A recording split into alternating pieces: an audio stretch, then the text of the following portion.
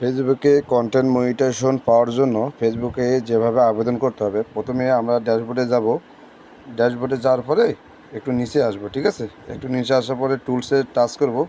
টুলসে touch করার পরে মনিটাইজেশনে touch করব, ঠিক আছে। তারপর এখানে কন্টেন্ট মনিটাইজেশন আছে। এই কন্টেন্ট মনিটাইজেশনে টাচ করার পরে আই এম এ ইন্টারেস্টে টাচ করব, ঠিক আছে।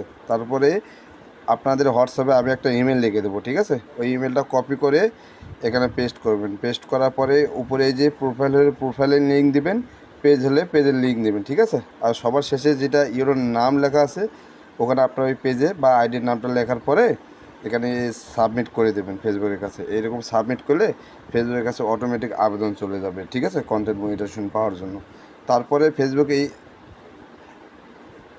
অ্যাপ্লাইটা বিবেচনা করে ওনারা দেখে আপনার হচ্ছে ফেসবুক আপনাকে এই সেট আপটা দিয়ে দেবে, ঠিক আছে, অতি দ্রুত। তো এইভাবেই ফেসবুকের কাছে আবেদন করতে হবে, ঠিক আছে।